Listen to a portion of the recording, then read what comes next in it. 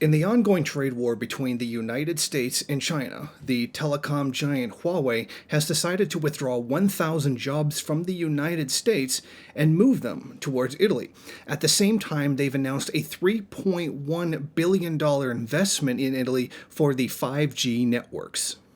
According to the plan, Huawei intends to make the $3 billion investment over the course of the next 3 years. The move was announced at an event in Milan. The company also asked for the cooperation of the Vatican when it comes to developing Italy's 5G network. Now, obviously, the US did oppose the move, and they warned Italy that China was supposedly engaging in spying operations. Their belief is that if China were to develop the 5G technology inside the European country, that would mean China would have a back door that would make it available for them to spy on Italian citizens.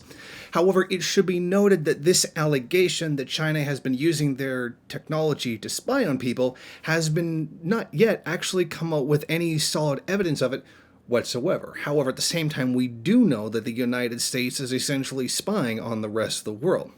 Now, of course, this is a response to the ongoing hostilities between both China and the United States. The two have been engaged in a trade war for over a year, largely due to the actions of the current U.S. President Donald Trump, who sought to place many tariffs on Chinese goods in order to make up for what he calls China taking advantage of the United States. Now, this is a very dubious claim, of course, considering that the American people do benefit from having the value extracted from China.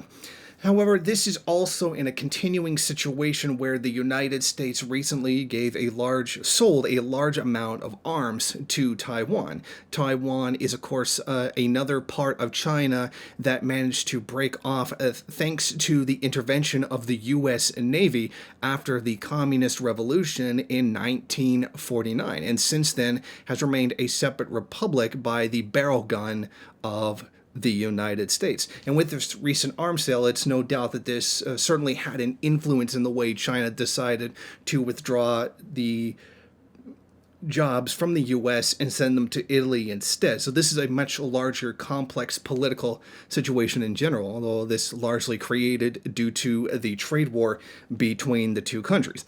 Now, in these situations like this, many people worry that this could turn into another world war. And in fact, many of these issues are the reasons the first two world wars took place, particularly World War I. However, I don't really see that as being the case anytime soon.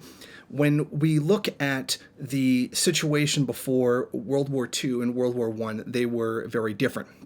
In World War II, the Nazi Empire was intending to expand beyond its borders through military force, and essentially that was going to happen no matter what.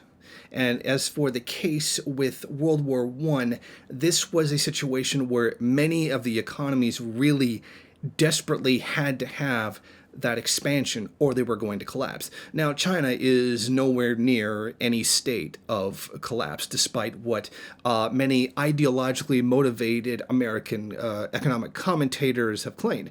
While it's true that China is engaging in an economic slowdown, this is very far from some great catastrophe that they are predicting, a catastrophe that is far more likely to happen in the United States in the next 5 to 10 years than it is to happen in China. So we should understand the ideological bias when it comes to understanding that news about China's possible economic future, and more specifically as to whether or not there would be some kind of collapse coming.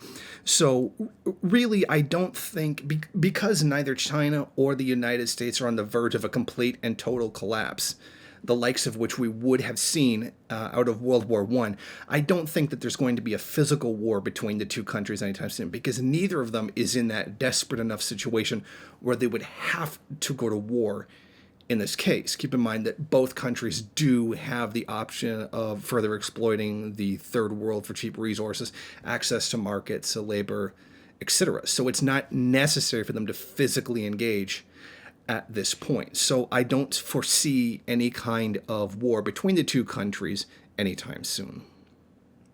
Thank you for watching. If you like this program, then please head over to my Patreon page and set up a monthly donation. It's your donations that keep this program running. Also, if you would like, please rate, comment, subscribe, and share in various social media.